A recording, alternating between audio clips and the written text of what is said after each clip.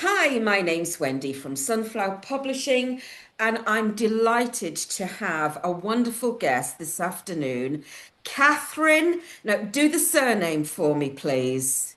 Gauci. Gauci. Oh, very molto Italiano. It sounds Italian. Kathryn Gauci. Maltese.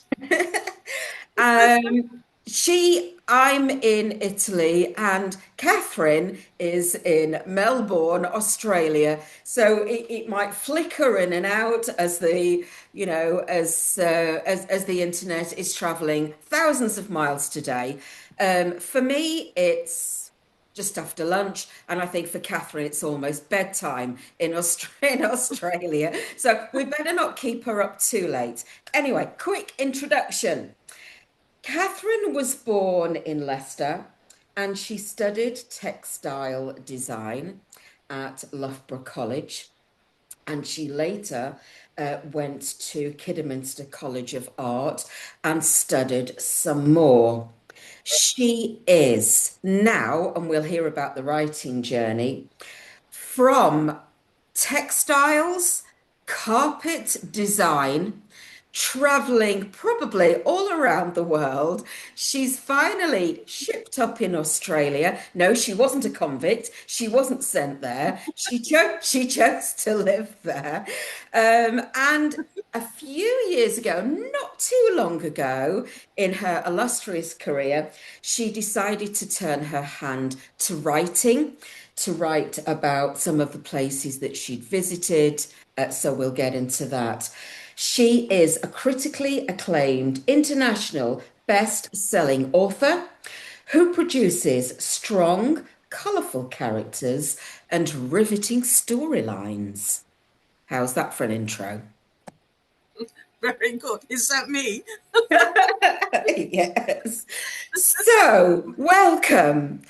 Right, this is a very bizarre interview because Kathryn was born in Leicestershire, and although I wasn't born in Leicestershire, I lived in Leicestershire for many years and still go back there every couple of months to visit family. So that was our first kind of point of reference that we had in common. So can we start there, Kathryn, in Leicestershire?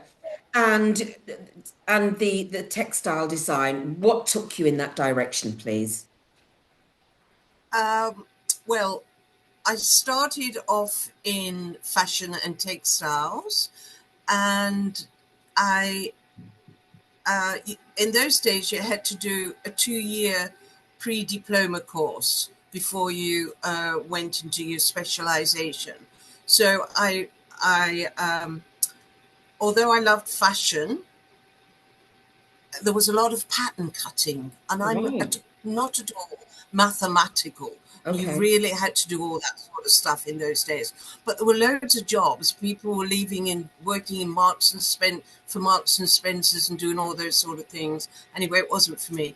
I had a short stint at Stoke-on-Trent, thinking I might do pottery. My total disaster. I'm not a potter. Yeah.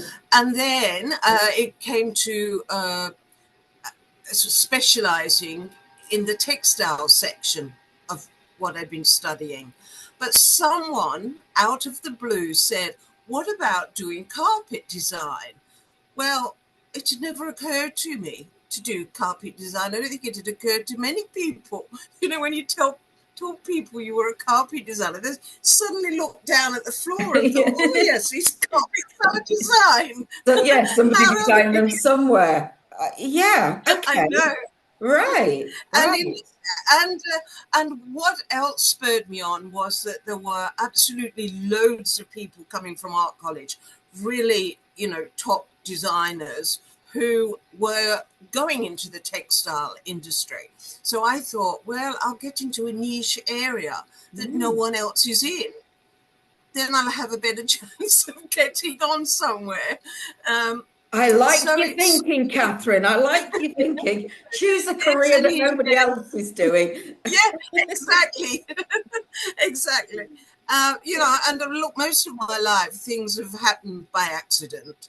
So I ended up at Kidderminster for 4 years, where I specialised there in obviously carpet design, Yeah. and textile design as well, because it was a very rounded course, Right. and then I went off on periods of industrial practice, which you could do then. And I have to say, in those days, which were my hippie days, you could be a hippie and you could do crazy things, but there were still lots of jobs. Everybody Right. could have a job in those days. And there were loads of carpet factories all over Yes. the place. Well, But just going when back to Kidderminster, for anybody that doesn't know Kidderminster, and this is another weird thing, and I don't know which year you would have been in Kidderminster, but I did my A levels at Kidderminster High School. So, oh God, I'm sure, do you know what? I think our paths would have probably crossed somewhere. I mean, it was just so weird because I lived it then with my parents in a little village called Blakedown, which was just outside Kidderminster. And Kidderminster, why carpets in Kidderminster? Well, I don't know when, but Kidderminster became the centre, didn't it, for carpet manufacture? There were yeah, some it was really, yeah, was it Brinton's? I can't remember now. Brenton's Yeah, carpet trades. absolutely. It was actually the centre for the whole Yeah. world. Yeah, it was. All And not so much now, I don't think, no, whether or not they're definitely. still there. I'm not sure. My aunt and uncle still live there, so I'll have to ask them. But Kidderminster, this little place in the Midlands, became famous, didn't it, for Yeah, yeah, carpets and design? yeah, So, that's why you went to Kidderminster. yeah. So from there then, go on. From Uh, there. well, after I'd done some industrial practice, I did some in the UK, in Kidderminster Yeah, itself. I went for about a month in Belfast just as the right. problems started, and the they blew up the reservoir when I was there. So that was the beginning of those things. I went for a short stint in Holland and a short stint in Denmark. Now, in those days, we're talking about the 60s, late Yeah, 60s. yeah, We used to have, and there were a lot of designers in the studios. Carpet trades, in particular, had at least 40 or 50, and they all specialized in different areas. Some in florals, some in something else, and but we were told, if you're a woman, don't expect to get on. really. No, it was really backwards. Right. I mean, things changed Yeah, around the 90s, yeah. women Luckily, things have starting to, changed. the textile design and fashion was moving on, with Mary Quant and everything was being innovated. Carpets was way back down there in the Gosh, dark ages, gosh. and so I thought, after being in Europe and seeing that designers were treated like artists, I thought, oh, no, there's no way I'm staying. I'm not going to stay here. Mm, So as soon as I finished my course, I just wrote a lot of letters. Because in those days you could actually have books, and there was could no email and that. So in these books, it had the name of the name of the factories in the various countries, the owners, and the addresses. So I just wrote all these letters, and I got offered a job in Vienna. So they they how marvelous. flew, well, someone else was going to, Manchester or Yorkshire or somewhere like that. I was going off to Vienna. Now, Mm, everybody at that time thought, wow, she's scored a good one. But I realized that I had, in those days, Vienna was like on the edge of Europe, right. and there was still, it wasn't as we all travel around today. Mm, Um, I'd gone into a time warp. And I thought as soon as I got there, I can't stay here. I just can't stay here. The factory was on the outskirts, a village on the outskirts of Vienna. And they paid for me to go over, and they gave me a small bedsit flat. But my salary was just the same as when I was a student. Okay. So Right. I couldn't just up and leave straight away because they'd taken me over. So I knew that I had to give it some time. So by the time almost a year has gone, I started writing out more letters. And that's when I ended up in Greece. And, it could have been Italy. I Yeah, it did could have write been to Italy, anywhere. Yeah. Portugal, and Yeah. then they had a coup somewhere. All these things were happening. Iceland, and it just happened that the owner of Anatolia in Athens said, "Well." He knew of the course because his nephew had done a PhD in carpet technology there. Right. So he said, "We'd like to repay the kindness. So come over and for an interview." And it was like, night and day, the freedom of Greece Yeah. to the Yeah. restraint and manners and propriety Of and, Vienna. yeah, yeah.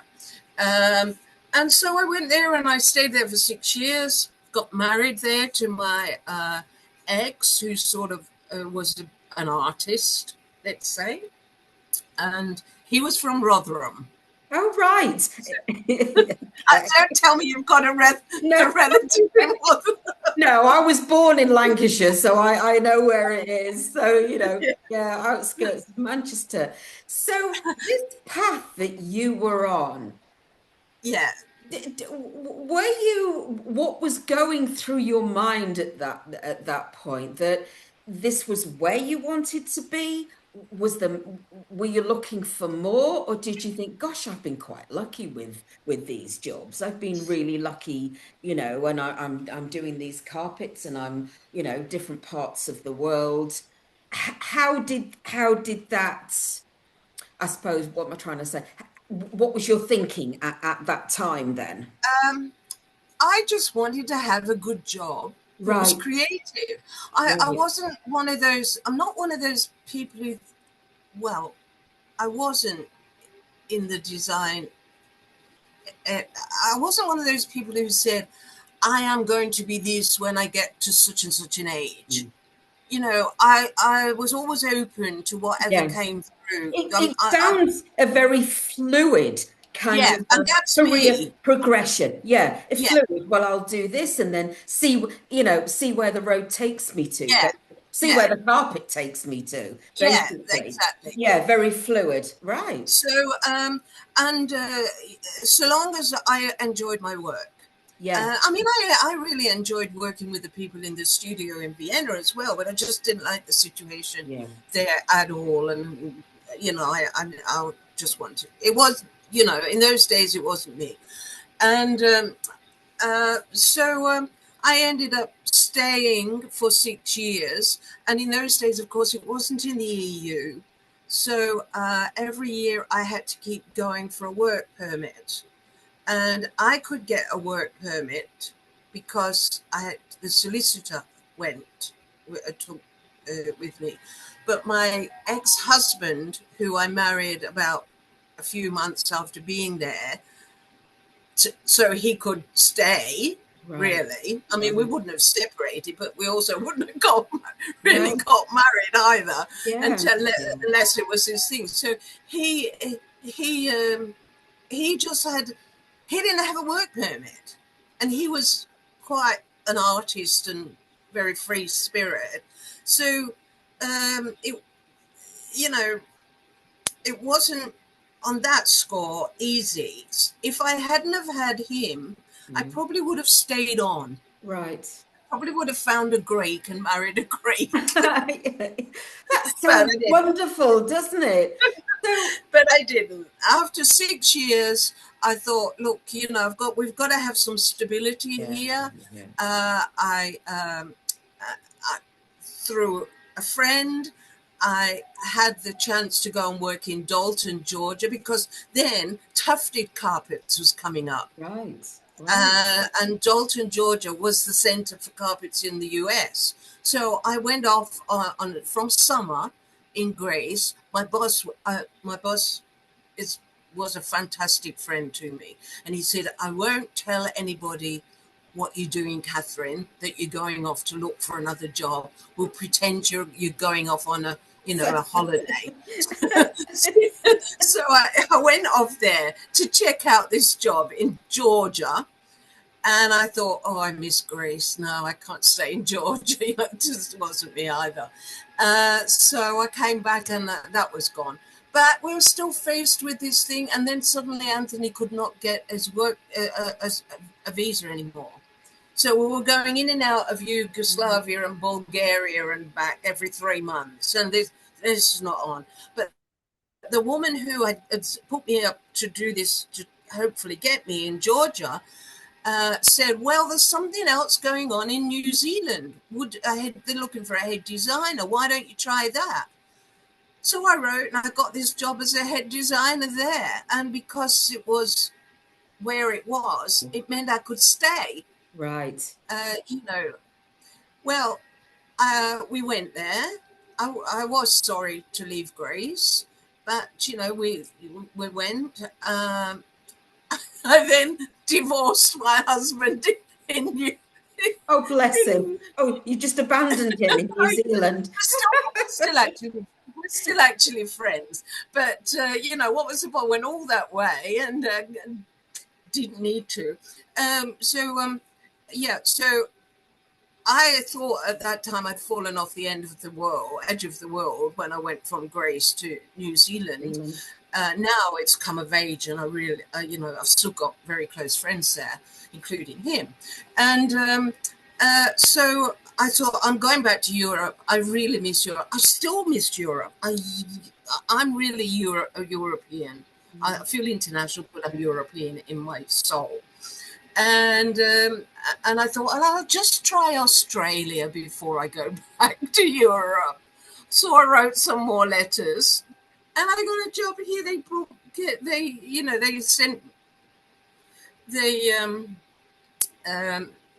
brought me over for an interview again, and I went back and resigned, and then I came here, and of course we separated. And I didn't like Australia when I first came here. You didn't. I thought I was going to ask how different. I mean, obviously New Zealand, British colony and all of that. I think more British. I don't know. I've not been, but I just hear it's more British than Australia is. So, New Zealand is very British. Yeah.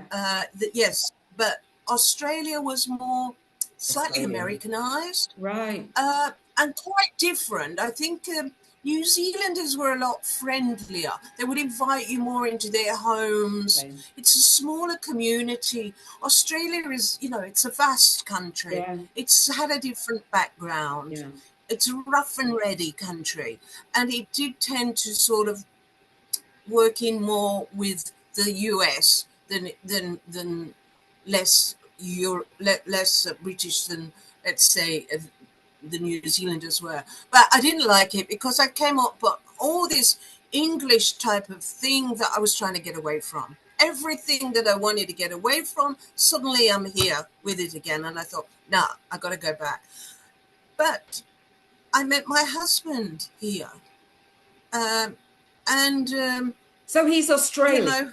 He's Australian. He's Maltese. Oh, right. Came over on one of those £10 palm thing, £5. Right. Yeah. After the war, when they were all coming over, and his family and that, and it was so happened that I walked out of one job that I didn't like, and someone else picked me up, and gradually, in a space of about 2 years, and then at the time that I'd met him, I was given this opportunity to run my own design studio, and they were backing me. So they said, well, we'll back you. You can do. I was sort of moving gradually out of the carpets into towels Yeah, first off right. because of the Oh, machinery. The yeah, machinery sure. was Yeah, very similar to or the Wilton type of yeah, yeah. carpets. So I knew the jacquard systems to design for that. And so they had another company, so I was working in Adelaide for them as well.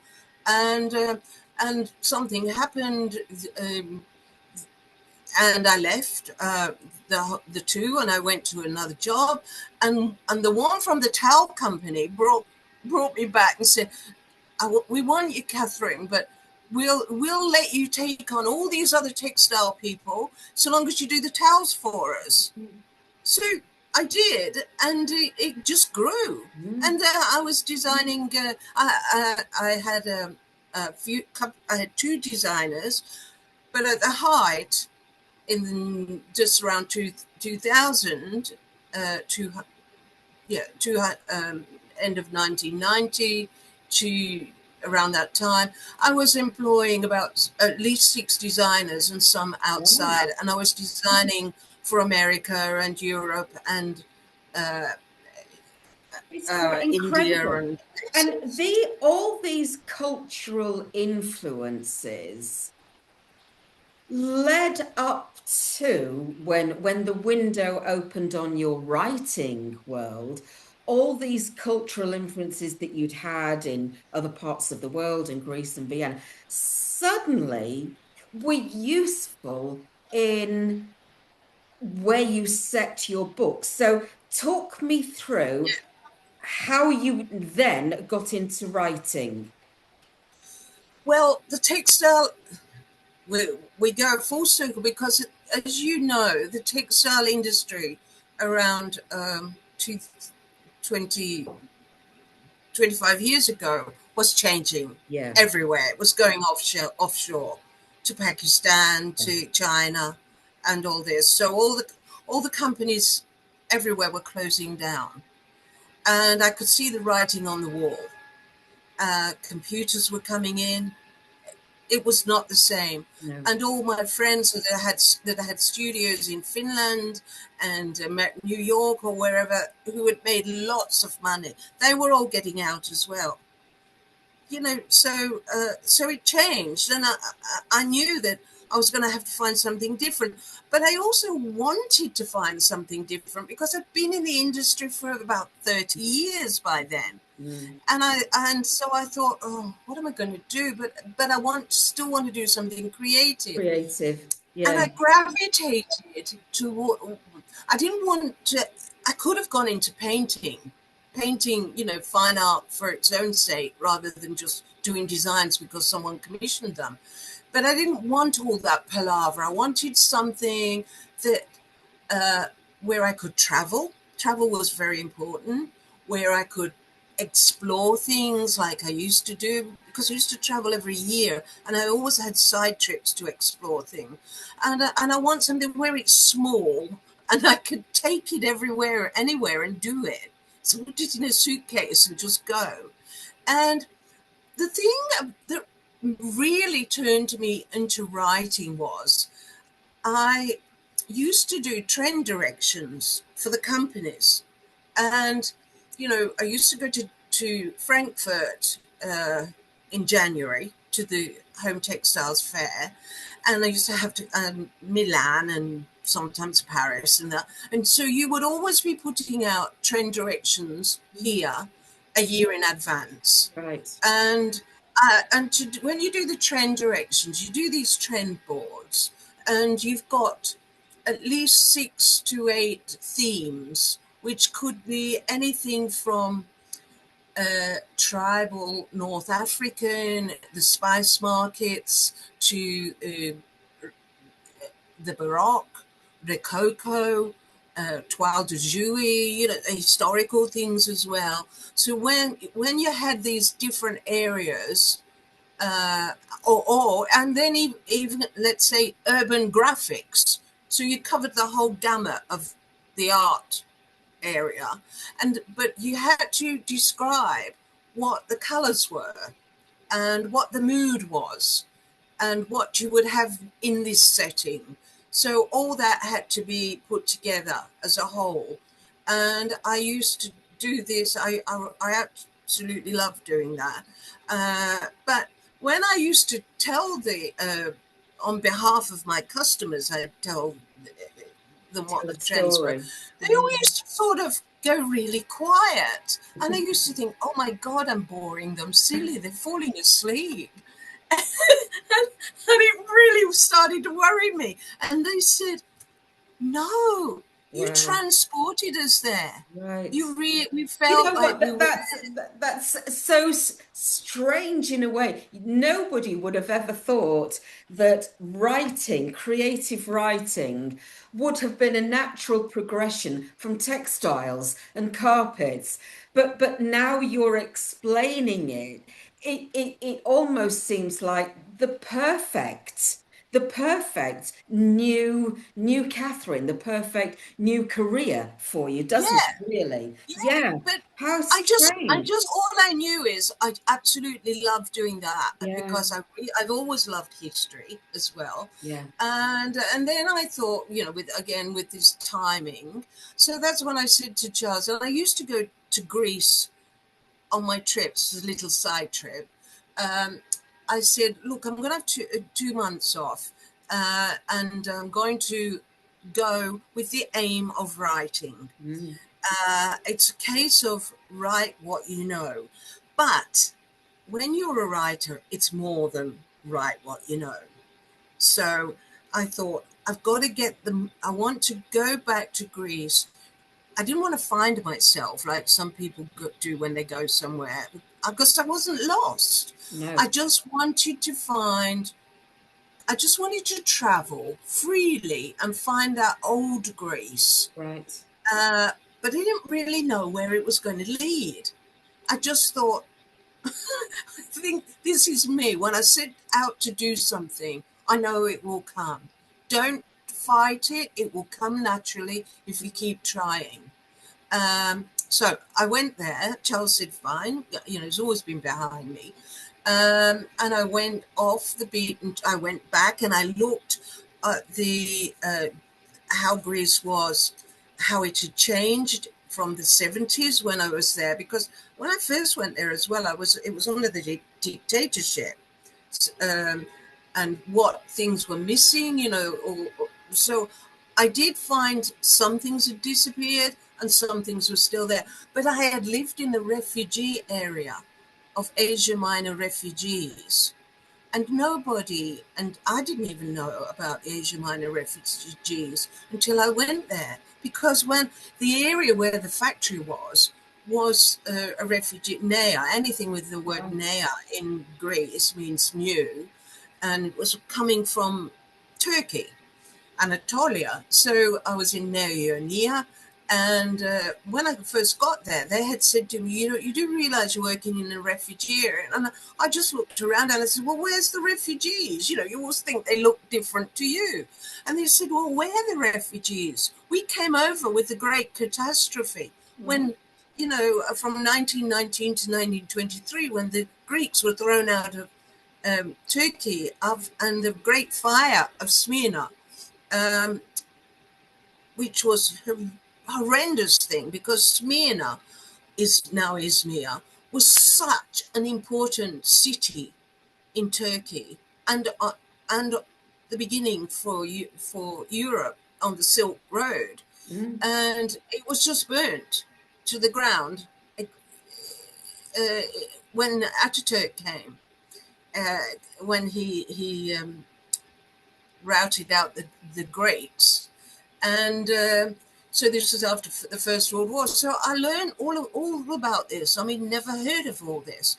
But all these stories that these people were telling me, it all stayed with me. And their lives were things that I had seen mm, that nobody else was seeing when I was right. seeing people writing about memoirs. I'd worked with these people. Right. I'd heard their stories in Turkey. I'd heard this catastrophe. I'd heard, many of them had lost three-quarters of their family. Mm, Many people that came over, and we're talking about 1.5 million people came. and about 1 million were slaughtered, like the Armenians. So, I thought I want to find this, but I wanted to find more as well. So that's when I decided to go to the islands that I'd never been to. And I chose Chios first because I knew of the massacre at Chios, which was very important in the Greek War of Independence in 1822. I already knew of it from the painting of Delacroix. And but going there, I was steeped more into history. I could never get enough history. And also in the meantime, since I left, I have an absolute love of Turkish art and history. And so it was all being intertwined, because you can't understand Greece unless you understand Turkey. The other bits. Just Yeah. going And back, you've got to get a balance. I was going back to the writing, and you've really got quite a fantastic profile now. I'm just looking to see how many books are out there now. We have the first one. Am I right in saying the first one that you did was the Embroiderer? That was the Yeah, first. That was the first one that you did. yeah. Oh, excellent, excellent! What a gorgeous cover. And that was around 2014. Yes, but it started, I just finished the story. When I came back after that 2 months, I got all these notes, and the notes are this thick, and I typed all the notes out. I just have to a little bit of background for this. So I typed everything up, everything I heard, because I could speak Greek by this time. I could listen into conversations. I could speak to someone in the middle of nowhere and get these funny little stories and interesting characters. I came back, did it all, and like a travel log. And then I thought, this is not right. Not this is something is telling me this is not right. And I didn't know what it was. So I put it away. I put the whole thing away. And then I went off on a flip to Peru, Like you do. as you do, for just to teach some English and patchwork and carpet weaving in the high Andes. I went there for a short time, came back, still with the same thing. Well, but it was in Peru that I had that light bulb moment. No, I don't. It's not. I don't want to be a travel memoirist. I Right. want to write the history Oh, and the yeah. stories. Yeah. So So that's so at what. that point, the genre was going to be historical fiction. Yeah, Yeah. yeah. So Right. that's when I knew that that was going to be it. Right. So I said, I really didn't give myself an easy task, because it took quite a few years. And as I would say, it took all that time of me living there Mm, and everything I'd learned mm. since to come into that, because we're spanning over 150 years, Right. almost Um, 150 years. when you were doing this, what did you know then about writing a book, getting it published? What did you know about the industry at that point? Anything? Uh, no, nothing except that I'm going to get this book out. I have a story, and I didn't.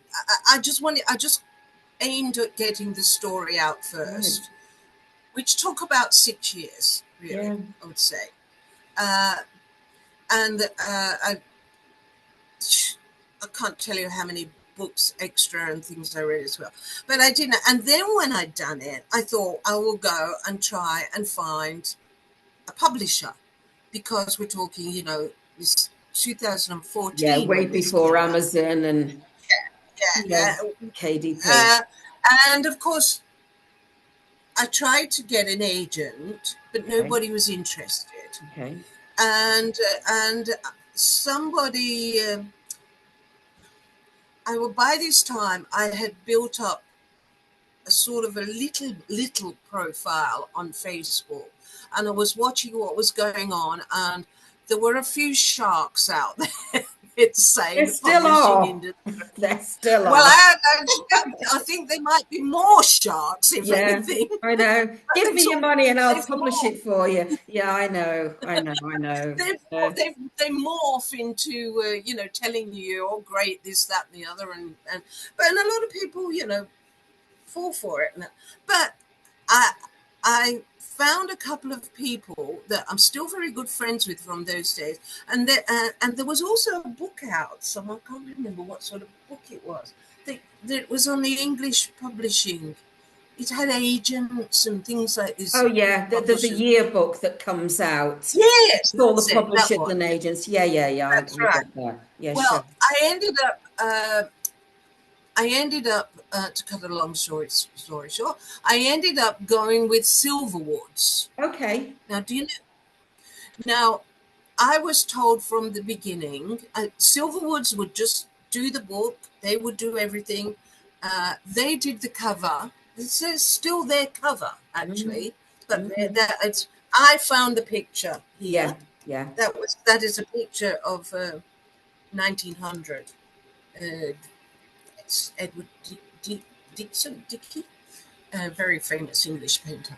And after I'd published that, and they were not going to promote for me.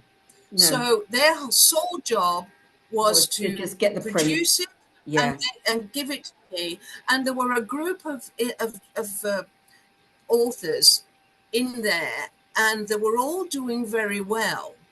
And we were very. I think it's really good when authors help each other.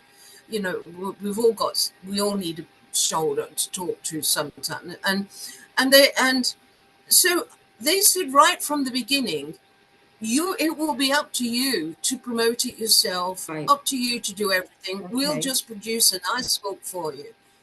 Now, you know what it's like. A lot of people say, I'll promote it, I'll do this, and they'll do it, and they don't do it. Well, that was fine by me. And they did do a very good job. But I so happened to write to, when it came out, I think it was not long after it came out, I wrote to a Greek agent, and she said, I think I might have the right publisher for you. And it got picked up straight away in Greek. Yeah, and it was translated. Yeah. How Yeah, marvelous is and that? I Marvelous. mean, yeah, because that company now doesn't do that sort of thing. No. So they had the contract for like 7 years, Yeah. and they advertised it on the TV and in magazines and things, and it put me on the map Yeah.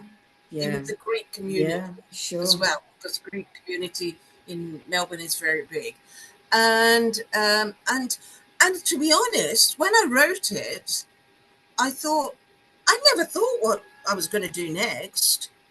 I just had I didn't think about that. I didn't think that far ahead.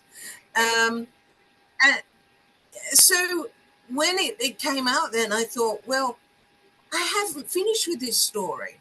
I haven't finished with the Asia Minor story. I wanted to do it from another aspect. So then came this one, This Serafina's one song. is the song. Yeah. Seraphina's song. Have I written that one down? Yes, I have. Yeah. Yeah. So Wow. that one Oh, is that's the a Asia beautiful Minor. cover. That's a beautiful cover, isn't it? I've got a very good cover designer here. Yeah. He lives down the road, but I never see him. We only speak, we talk on the phone. Seraphina's song, was that under your own imprint? Who's published that Yes, one? Yeah. Your yeah, own imprint, is that, what's the name of it? Ebony, Right, yeah, Ebony Publishing. yeah. So all of Yeah, the others from there, all of the others have been published under your own imprint. yeah, yeah, yeah. Do you Um, feel that's been an advantage or a disadvantage? to what, to self-publish or to have the imprint? To self-publish? Uh,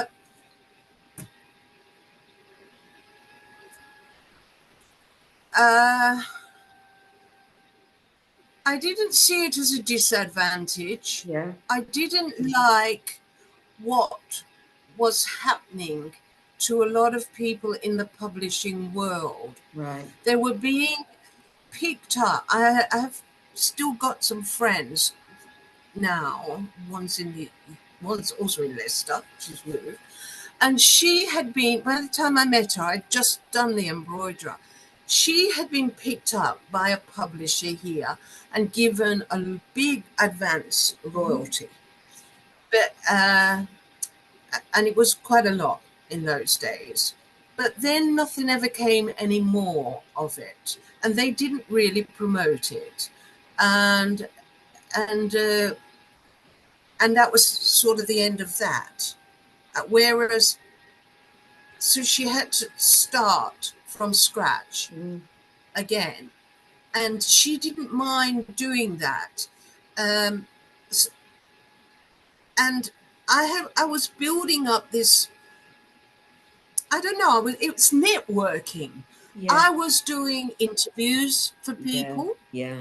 I think I did an interview with our friend Angela Petch. Yes. I interviewed her. Yeah.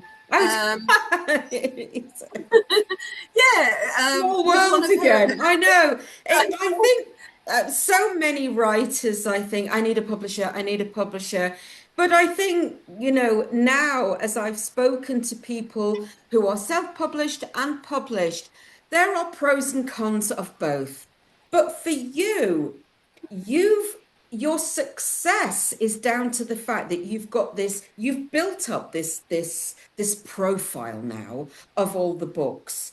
And 2014, 2020, 23, 24, 21. You've been publishing these, so you've now got your own following, Yeah, yeah, and you still have total control over exactly. how you want to present the books. And some Yeah, authors don't have that when they have a yeah, publisher. I mean, yeah. you are, to me, a great success story to show how, if you have a good product, which you have, and you've got these fantastic stories, that you can self-publish. And to be honest, what difference does it make? You're in control of the ship, Yeah, basically. yeah. Oh, well, thank you for Well, those nice words. the Um, books but are lovely. The, I the think, books I are think, amazing. I think that there's been incremental little things that help you.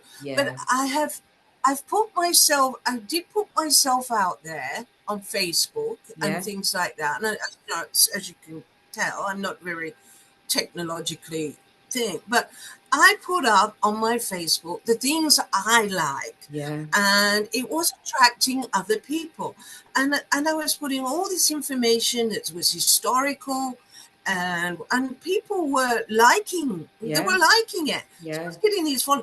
I was interviewing people that yeah, I liked. yeah, I only interviewed yeah. people that You, I do you think know what? You've that. done everything the right way for somebody that just kind of fell into the industry.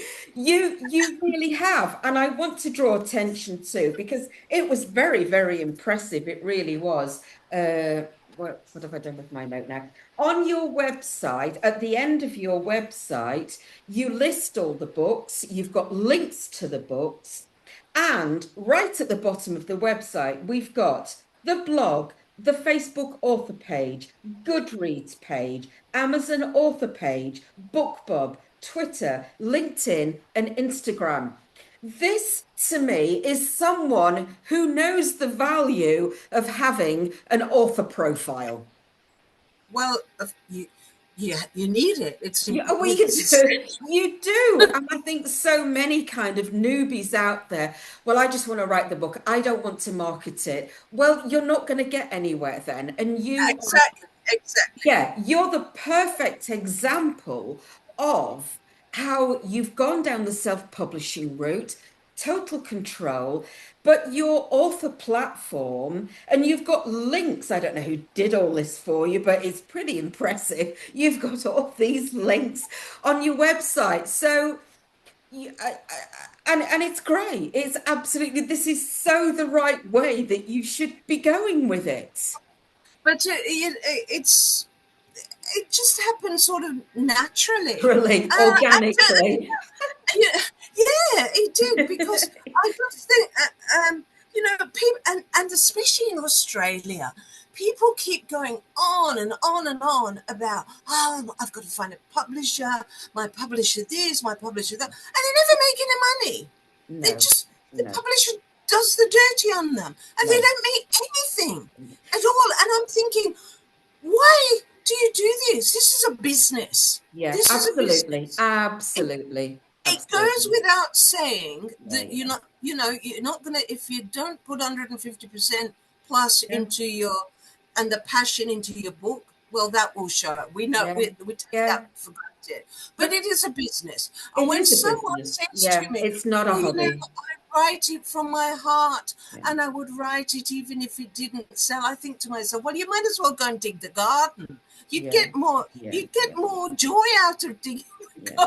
Yeah, oh garden. God. No, you're absolutely right. I mean, I know since I got into this that there is no one size that fits all. Never, ever can you say, well, if you go down this route or you go, it just doesn't work like that. You've got to find your own way. And when people come on Yeah, our writing retreats to Italy, we talk about publishing, we talk about self-publishing, we talk about hybrid publishing, and really, and just give them enough advice and then say, right, which one is the right one for you? Which is the one that you think you should go down? And these are the yeah, options open to you. But you're a yeah. perfect example of self-published who's really, really making it work. Really making it work.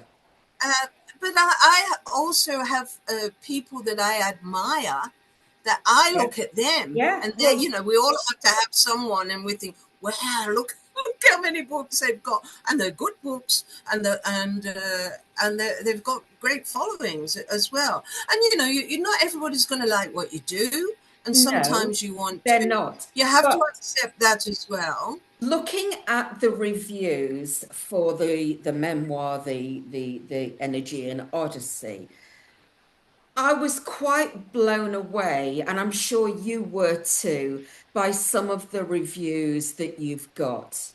And I've just written down a few. The first one, wow, how can you review a memoir as beautiful as this? Perfect. And then I someone know. else says, delightful, insightful. Someone else says, beautifully written, evocative. And someone else says, which is my personal favorite, I've just finished Kathryn's memoir and I'm really annoyed with her because it's just not long enough. I adore that one. I was just about to think, oh my God, she's got a bad one. I'm really annoyed with her. And I thought, oh no, why? What was wrong with it? Because it's just not long enough. And they are. I thought it was too long.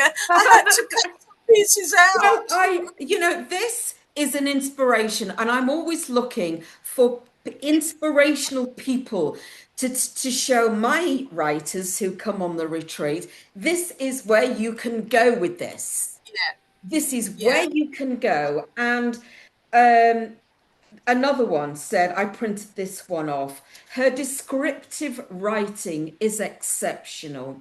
Whether she's capturing the shimmer of the Aegean, the scent of mastic, or the flavors of a meal, every detail feels vivid and alive.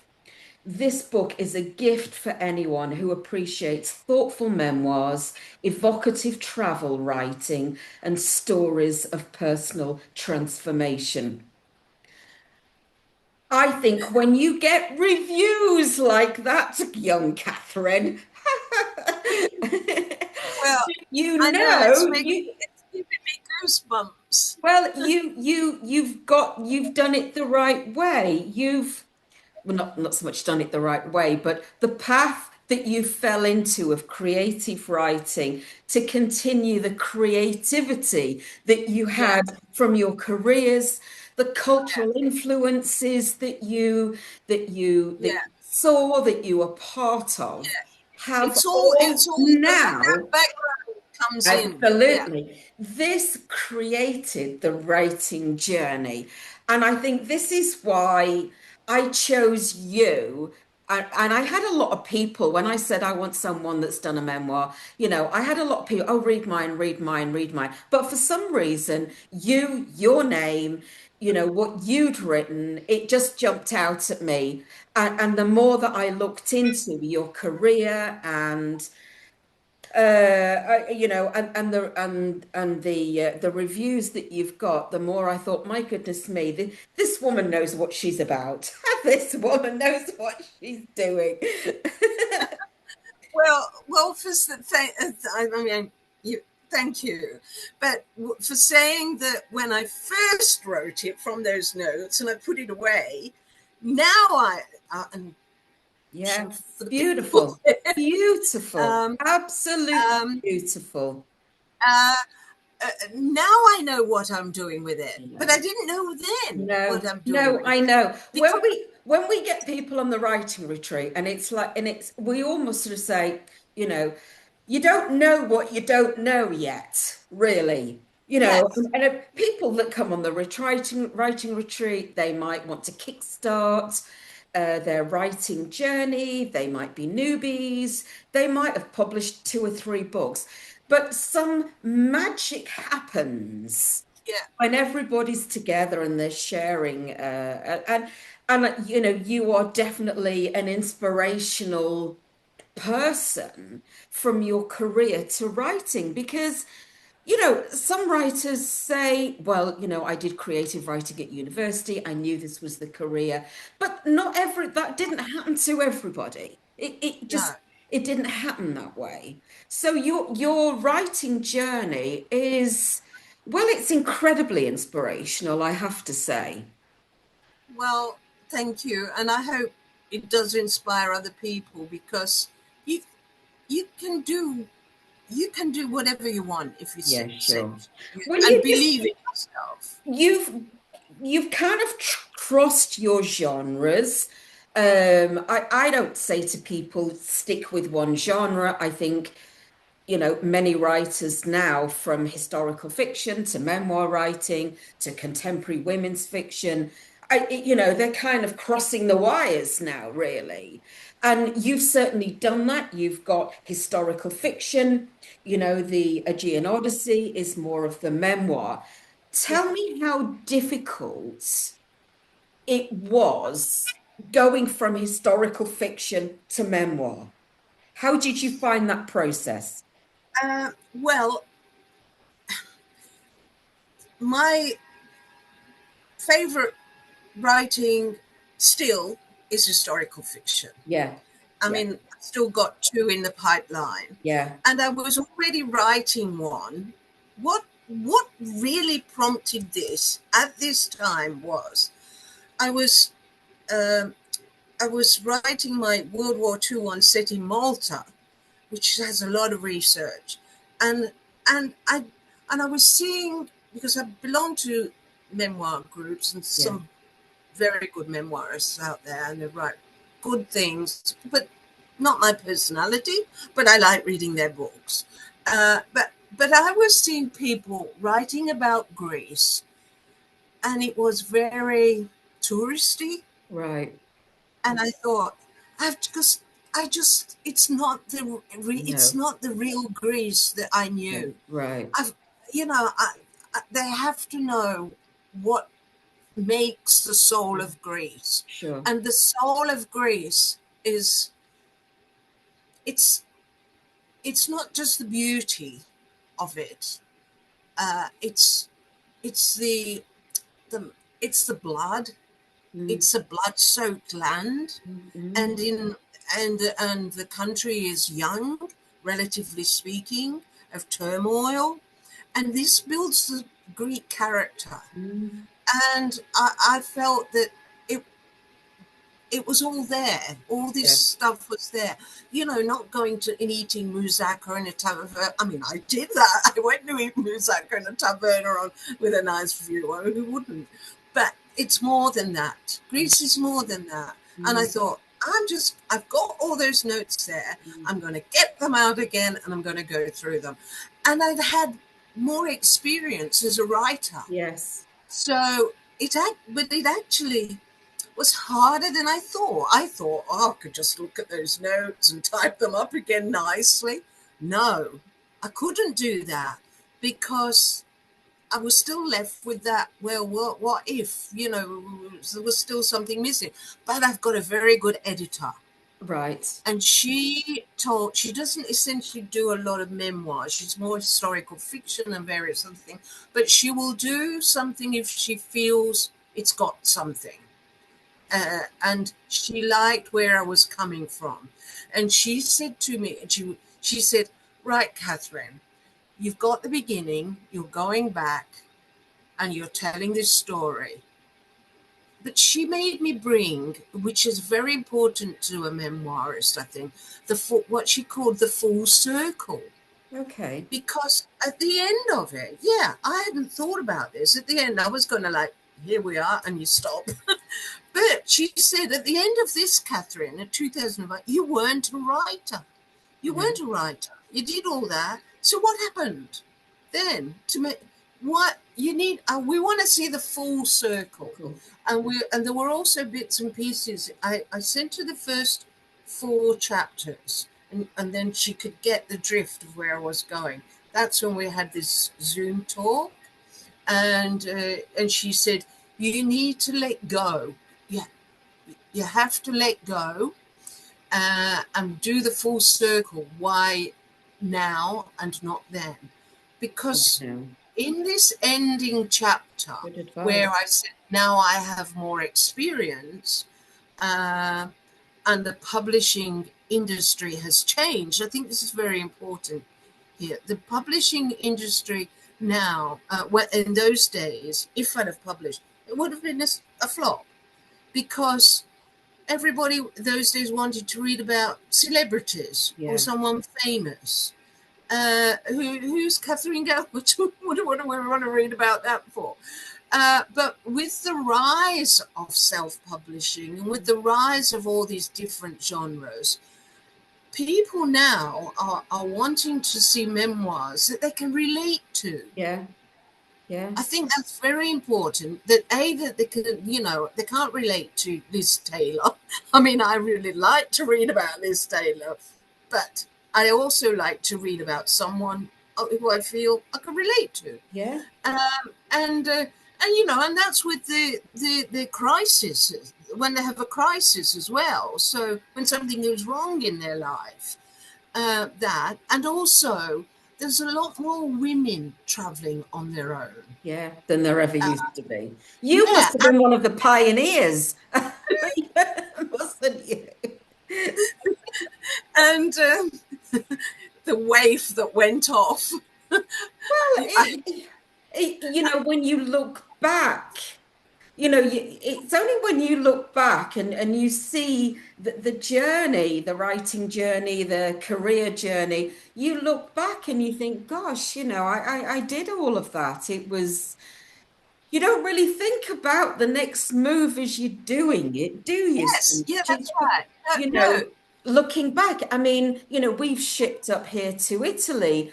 And I think now I would say to anybody, if you get the chance to go and live in a different country, do it. Don't even yeah, hesitate. Don't even yeah, think, oh, what if? Just do it because the experience that you will get from it yeah, is life changing. And I think it has been for you, really. yes, It's life changing. It's made you into who you are now, hasn't it? Really, I would yes, say. yeah. Still a bit of a rover. we Oh, almost went. We almost went did to live Italy. in Italy. And do you know where we went to live? We were 90% there in Città di Castello. Where's that? It's not far from where Angela lives, actually. Oh, in It's in, Tuscany. yeah. Right. Something was happening, and we almost went, but we didn't. But we're still thinking of moving. Here we are, all these years, still thinking of moving. But There's a little bit of an Australia accent coming through now. I think you've been there so long. It's coming through. but when I went back to England, the, my relatives would say I've got an Australian accent, but here they think I've got an English accent. So I can't. What else was I going to say about the? Yes, these women, Yeah. more women are choosing to get up and leave their lifestyle. That they're becoming more not relying on men so much. Let's say. Yeah. And going off and doing something and possibly thinking about writing Yeah. or changing their life. And I would say to that, every time I write a book, and this is not a joke here, I think of it as a blank canvas of an artist. Right. That gradually it will get filled up. Because there is a correlation between actually planning a design and planning a book. Yeah. Yeah. Well, if you've got it, I'm reading one at the moment, and I have to say I'm struggling with it. But I will get there. I have to read it somewhere. Because there is no light and shadow. Again, it's like a painting, and that's why I like writing historical fiction, because I like the chiaroscuro, the light and shade that you can bring to the development of a plot. Right. And a memoir has to be like this as well. Okay. It can't go along at an even speed, otherwise it becomes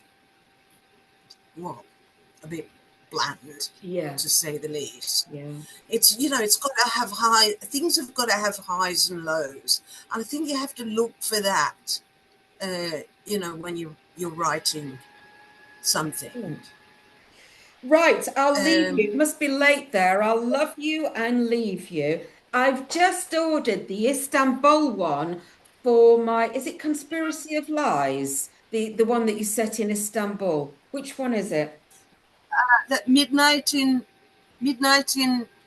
Istanbul. Yeah, I'll write that one down. Oh, thought I had.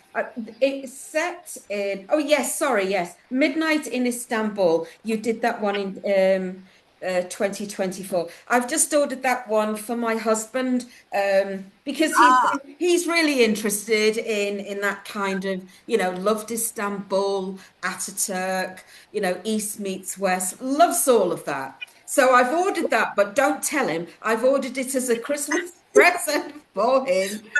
I'll just tell you that because, as you know, when you go down the rabbit warren of research, that book came out of this one, the Viennese dressmaker. Yeah. Everything I do, my art background comes in. Some with more than others.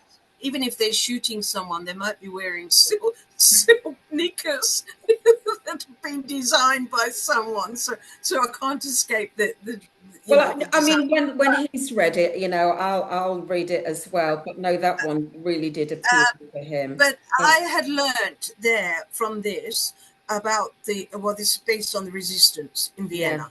Yeah. But I had not realised how it was the resistance was being helped in Istanbul. It sounded really fascinating.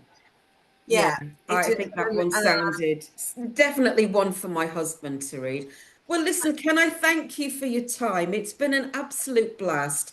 It really has. And you are a success story. You've got a great, great portfolio of books. You've got fantastic author platform. You've got an excellent products. What can I say? This is the way that if you want to go down the self-publishing route, this is what you do. Just follow Kathryn.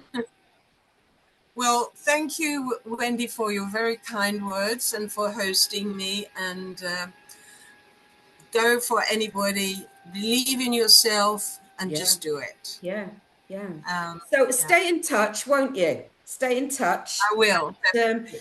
I'll upload, download to my platforms, and I'll send you a link of the interview. But it's been so interesting. It really has.